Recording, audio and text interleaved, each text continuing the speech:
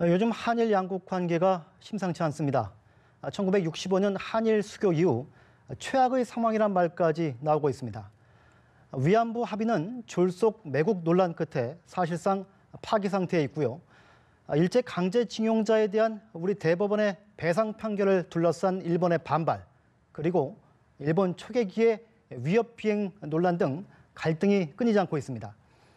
일본계 한국인으로서 한일 관계에 대해 목소리를 많이 내고 계시는 호사카 유지 세종대 교수를 모시고 한일 갈등의 원인과 해법에 대해 이야기를 나눠보겠습니다. 안녕하세요, 교수님. 예, 안녕하십니까. 네. 아까 소개해드린 대로 일본계 한국인이세요. 네. 2003년에 한국으로 귀화를 하셨는데 일본 이름을 계속 쓰시는 뭐 특별한 이유가 있습니까? 예, 원래 그 호사카가 성이기 때문에요. 그것을 호로 해서 호유지로 그렇게 바꾸려고 몇 번 노력을 좀 했는데요. 네, 주변 분들이 그래도 일단 일본 이름을 계속 쓰는 게 좋겠다라고 말씀 많이 하셨습니다. 제가 독도를 연구하기도 하기 때문에 일본 이름을 그대로 갖고 독도가 한국 연도라고 말하는 것이 오히려 효과적이지 않겠는가 그런 이야기도 있고 해서요. 그리고 또 요새는 그 기화를 해도 원래 이름을 그대로 갖고 계시는 분들이 대단히 많습니다. 한국의 성이 그러니까 이 씨라든가 박 씨라든가 있지 않습니까? 그 원래 200 정도였는데요. 요새 기화한 분들이 많아서 900 정도로 한국의 성이 늘어났다고 합니다. 그렇군요. 한국과 일본 모두를 잘 아시는 분으로서 요즘에 이 한일 관계 지켜보시면서 좀 많이 착잡하시겠어요? 예, 아무래도 그 옆에 있는 나라끼리 의호 관계를 맺고 서로 좋은 그 감정을 갖고 가는 것이 상당히 그 바람직하다고 저도 생각하는데요. 그러나 역사적인 부분에서 그리고 그 지금까지 해결되지 못했던 그런 문제가 요새 갑자기 한꺼번에 터지는 것 같은 그런 느낌을 갖고 있습니다. 그동안 부침이 뭐 여러 차례 있었지만 크게 보면은 이 한일 관계가 이상 조짐을 보이기 시작한 게 2012년부터라는 지적이 많이 있습니다. 그 당시에 보면 이명박 전 대통령이 전격적인 이 독도 방문을 했고요. 또 일본에서는 정상 국가화를 내세우는 아베 신조 내각이 등장을 했지 않습니까? 예, 그렇습니다. 그 2012년이라고 하면 지금 말씀하신 대로 그 이명박 대통령이 그 한국 대통령으로는 처음으로 독도 방문을 하셨고요. 그것뿐만이 아니라 그때 한국 쪽에서는 위안부 문제를 해결해 달라라는 것을 쭉 일본 측에 그 요구를 하고 있었습니다. 그리고 2012년 5월에는 지금도 문제가 되어 있는 그 강제징용자 판결이 사실 그때 첫 번째 난 것이었습니다. 그래서 현재 여러 가지 한일 간에서 문제가 되어 있는 부분이 2012년에 역시 한꺼번에 나온 부분이 다시 재현되어 있는 그런 모양새가 아닐까 그렇게 말할 수가 있습니다. 최근에 벌어진 일부터 한번 차근차근 짚어보겠습니다. 우선 문희상 국회의장이 최근에 한 외신 인터뷰가 논란이 되고 있었습니다. 문희상 의장이 군 위안부 문제에 대해서 일왕의 사과를 언급을 했죠. 그러니까 일본 정부는 발언 철회는 물론이고요. 공식 사과까지 해야 된다 이렇게 요구를 했는데 이 사안 어떻게 보십니까?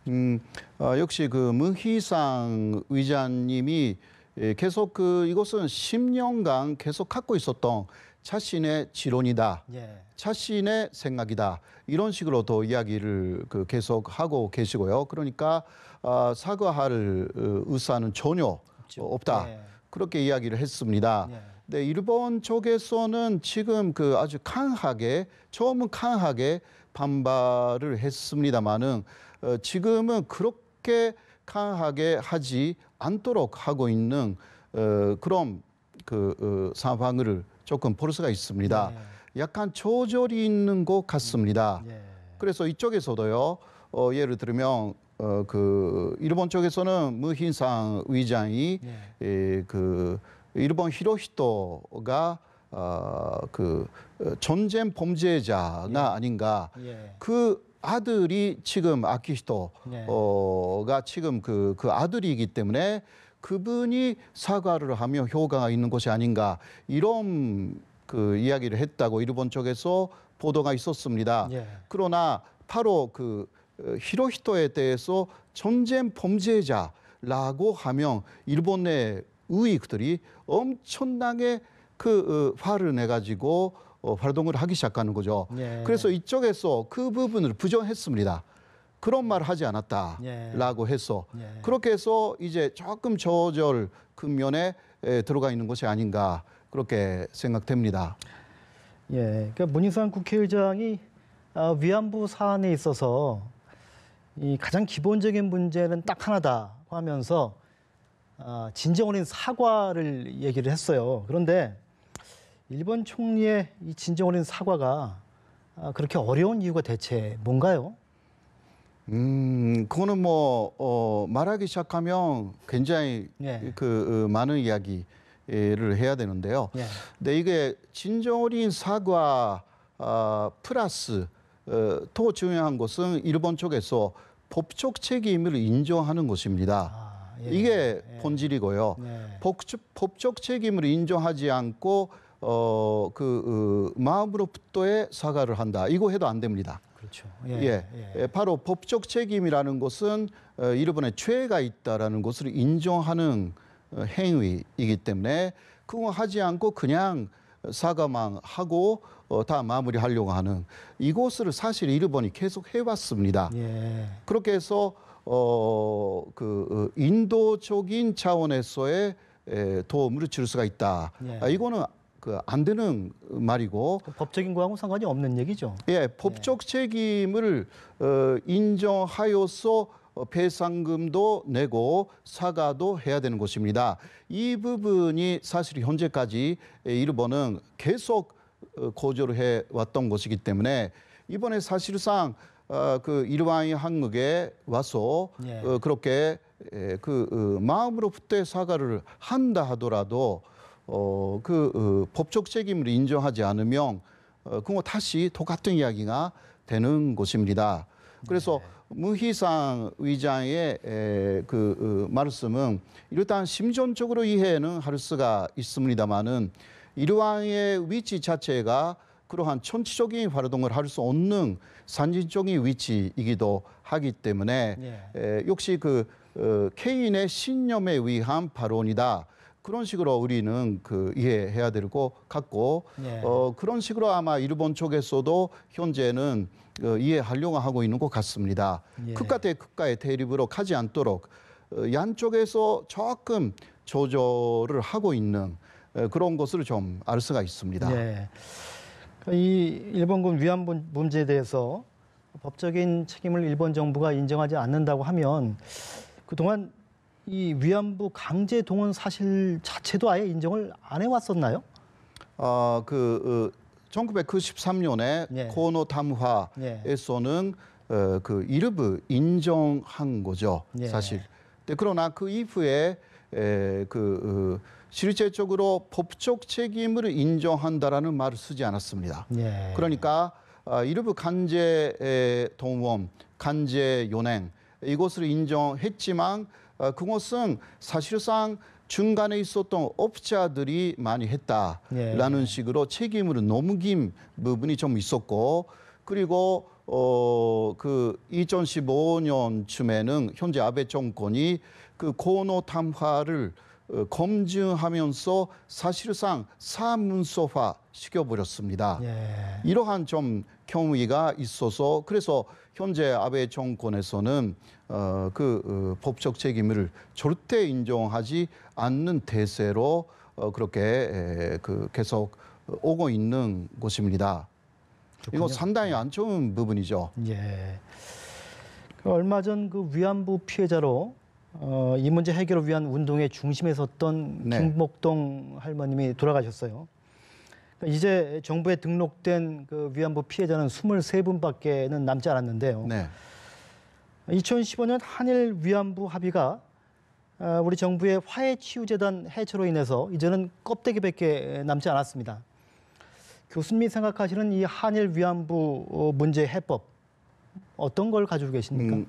역시 한국 쪽에서 정확하게 받아들일 수 있는 부분은 역시 일본이 법적 책임을 인정하는 것입니다. 그것이 없으면 앞으로 어떤 합의를 다시 한번 한다 하더라도 그 불씨는 계속 남는다고 저는 생각합니다.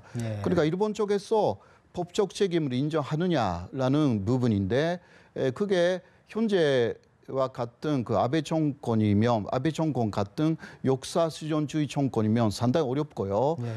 다른 일본 정권이 들어온다 하더라도 그게 쉬운 일이 아닙니다. 일본은 법적 책임을 인정하면 전범 국가라는 것을 다시 한번 인정하는 셈이기 때문에 이게 국제적인 만신으로 생각하는 것이고 간단한 전쟁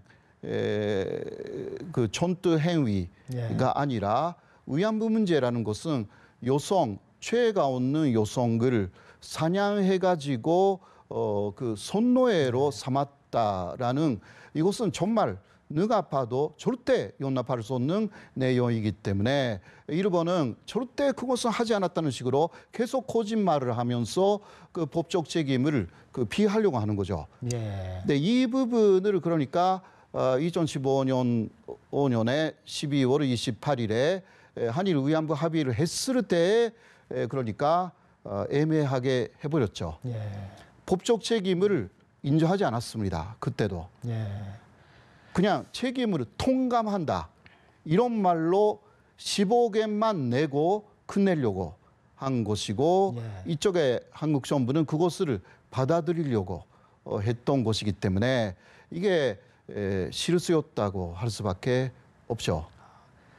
2015년 위안부 합의를 지금 실수라고 이렇게 보시는군요. 한국 정부로서도 실수였다. 그러니까 그것으로 그때 불가역적으로 이것을 끝낸다는 식의 이야기가 있었지 않습니까? 근데 그 다음에 그때 한국에 왔던 기시다 후미오라는 외상, 일본 외상이 책임을 통감한다 이런 이야기를 했지 않습니까? 근데 그 다음에 일본 기자단이 그 자리에서 물어봤습니다. 기시다 외상에게 이 책임이라는 것은 법적 책임을 말하는 것이냐? 그때 기시다 외상이 아니라고 금방 그 자리에서 기자회견장에서 부정했습니다. 이거는 인도적인 책임일 뿐이다. 그러니까 그쪽에서 그러면 15개라는 것은 배상금의 성격입니까? 또 물어봤습니다. 일본 기자단이. 배상금이 아닙니다. 라고도 기시다 외상이 말했죠. 배상금이 아니다라는 것은 죄를 인정하지 않겠다라는 것입니다. 돈을 낸다 하더라도 이것은 기부금일 수가 있는 거죠. 바로 이러한 문제가 근본적인 문제이기 때문에 역시 위안부 피해자분들을 지원하는 그러한 많은 단체가 문제 제기를 쭉 하고 있는 부분입니다. 아까 교수님 말씀 이제 들어보니까 이 위안부 문제가 깨끗하게 매듭이 지어지려면 결국 일본 정부가 법적인 책임까지 인정을 해야 되는데 이게 참 어려운 문제군요. 그러니까 그때 그런 식으로 합의를 해버렸기 때문에 일본은 지금 그것을 합의를 했는데 왜 그것을 깨냐라든가 오히려 적반하장으로 나가고 있어가지고 그러한 구실을 그때 주어버린 거죠. 이런 부분이 있어서 앞으로도 이 부분은 그렇게 쉽지 않다 그렇게 할 수밖에 없습니다. 교수님 다음 달에 이 일본군 위안부 문제와 관련해서 일본 공문서의 내용과 증언을 담은 자료집을 일본에서 출간을 하신다고요? 지난해에는 한국에서 한국말로 번역해서 하나 냈습니다만은 이번에는 일본의 공문서라든가 증언을 현대 일본어로 읽기 쉽게 그 3월에 그 내는 것으로 쭉 지금 진행시키고 있습니다. 그렇군요. 예. 왜냐하면 그 위안부에 관한 그 일본 쪽의 공문서는요, 45년까지의 일본어로 되어 있어가지고 예. 그게 또 그 한문조로 되어 있습니다. 그러니까 현재 일본인들이 예. 사실상 읽을 수가 없는 곳들이 대단히 많습니다. 그렇군요. 예, 그러니까 현재 일본인들이 또 위안부 문제에 본질이 담겨져 있는 그러한 공문서를 읽을 수 없기 때문에 예. 그 일본인들도 인식을 못하는 거죠. 정확한 인식을. 그러니까 일본 사람들이 위안부 문제를 그 인식할 수가 있게 대중화하기 위해서 현대 일본어로 고쳐서 내는 작업을 쭉 그 해왔고 그 다음 달 책이 나갑니다. 예, 그렇군요. 그 최근 공해상에서 우리 군함에 대한 일본 초계기의 그 근접 비행, 위협 비행이 지금 이어지고 있어요. 네네. 이 때문에 우리 군함이 뭐 사격 통제 레이더를 쐈다, 뭐 이런 논란도 일어나고 있는데요. 어떻게 보면은 도발이라고 할 수 있는 일을 일본이 연이어서 일으키고 있는 이유가 어디에 있다고 보십니까? 이것은 그 처음은요. 우연한 사건이었다고 저도 보고 있습니다. 예. 네, 그것을 그 아베 신조 총리에게 보고를 했을 때, 그러니까 일본 자위대의 그러니까 판위선 장관이 보고를 했을 때 증거 연산이 있으면 공개해라. 라고 한 게 아베 총리입니다. 처음은 그런 거 할 생각은 없었다고 합니다. 이거 그 레이더를 잘못해가지고 조사하거나 그런 것은 자꾸 있는 일이라고 합니다. 그러니까 혹시 그렇다 하더라도 한국은 그것을 부정하고 있고 사실 그 레이더도 세 종류가 있어가지고요. 전혀 문제 없는 사치 레이더만 쓴 것으로 저도 그 이해를 하고 있습니다만은 아무튼 어쨌든 간에 이런 것은 표명화시키지 않는 것입니다. 그러나 아베 총리는 이것을 전치화시켜버린 것입니다. 왜냐하면 한국 쪽에서 상당한 그 군사적인 도발이 있다라고 하면 일본 자위대가 더 강해야 된다라는 여론을 환기시킬 수가 있습니다. 그것은 바로 헌법을 개정하여서 자위대를 전시군대로 바꾼다라는 전쟁이 가능한 국가로 바꾸는 거군요. 아베 총리의 마지막 목표가 거기에 있습니다. 그것을 추진하기 위한 하나의 수법이었다. 그런 식으로 저는 보고 있는 것입니다. 근데 이제 그런 일이 있고 나서 한일 국방장관들이 이 관련 기지를 방문하고 원칙적이고 강경한 대응을 강조를 했는데요. 일본 초계기의 위협 비행이 이제 계속이 될 경우에 혹시나 이 우발적인 무력 충돌 가능성도 있습니까? 전혀 없다고 할 수는 없었죠. 그 특히 그 레이더를 쐈다라든가 조공 비행이었다라든가 여러 가지 뭐 논쟁이 있었는데요. 가장 중요한 것은 일본 초계기가 그 발자 비행을 했다라는 것이라고 합니다. 발자 비행이라는 것은 그 아마 그 사회자분들도 거기 그 진지망 공격 그때 그 일본의 전투기가 이런 식으로 발자 비행을 하는 거 있지 않습니까?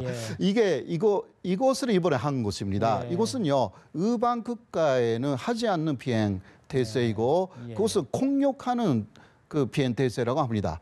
그러니까 이것을 또 정확하게 한국의 국방부가 말을 해버리면 상당히 또 한일 관계가 나빠지기 때문에 이 부분은 많이 말을 안 하고 있다고 합니다. 그것은 적극에 대한 하나의 비행 대세를 일본 초계기가 취했다라는 부분이었던 거죠. 그러니까 위협을 느꼈다라는 그것을 조공 비행으로 즉 현재까지 그 한국 쪽에서는 이야기를 해왔던 것인데요. 본질은 거기에 있다고 일본도 알고 한국도 다 알고 있는 것입니다. 그러나 물론 요새는 그 북미 회담 직전이기 때문에 역시 이 부분도 서로가 조금 조심하기 시작했습니다. 오늘도 일본 쪽에서 레이더 조사를 했다. 그런 이야기가 나왔지만 그 뉴스는 아침에 나왔을 뿐 그 큰 포털 일본의 포털 사이트에서는 지금은 찾아볼 수 없게 됐습니다. 이것은 조조를 하고 있다라고 할 수가 있는 부분입니다. 그러니까 독도나 뭐 위안부 문제 같은 이 한일 갈등 사안에 대해서 한국의 입장에 서서 일본의 주장을 반박을 하시다 보니까 일본 우익 세력들한테 이 비판은 물론이고 또 협박까지 받는다는 말씀을 들었어요. 예. 뭐 그런 일도 쭉 있어 왔습니다. 네, 그러나 일본은 진짜 위협을 줄 때는 그 표면적으로 뭔가 보여주지는 않습니다. 그러니까 더 조심해야 되는 부분들이 좀 있기는 하는데요. 뭐 저는 이러한 이것은 그 2016년에 일본에 낸 그 독도 책입니다. 이런 책을 또 내주는 일본 출판사도 있습니다.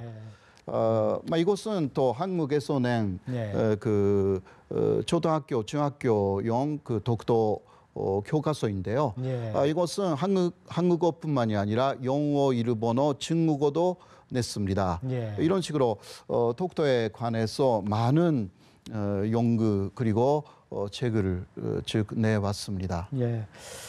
마지막으로 하나 좀 여쭤보겠습니다. 이 한일 관계가 이렇게 안 좋다 보니까 일본 내 이른바 혐한 기류도 심각해진다 이런 얘기가 있습니다. 교수님께서 보시기에 지금 어떤 상황인가요? 요새 혐한 시위가 조금 다시 고개를 들기 시작했습니다. 그러나 거기에 대해서요, 요새는 그 시민사회, 그러니까 양식이 있는 한국의 양심적인 시민사회 사람들이 오히려 카운터 시위라고 해가지고 혐한 시위가 벌어지고 있는 거기에 또 양심적인 일본 시민들이 모여서 반대하는 시위를 하는 것이 상당히 많아지고 있어서 사실 그 일본 시민사회에는 상당히 건전한 부분들이 있습니다. 그래서 우리 한국 쪽에서는 그러한 건전한 일본 시민사회하고 많이 교류를 하는 것이 하나의 이러한 그 상당히 안좋은 한일 관계를 푸는 열쇠가 된다. 그렇게 저는 생각합니다. 올해가 3.1운동 100주년이 되는 해죠. 한일 양국이 피해자와 가해자란 이 아픈 과거를 딛고 가깝고도 친한 나라가 되는데 좀 일조를 해주시길 바랍니다. 호사카 교수님 오늘 말씀 감사합니다. 네, 고맙습니다.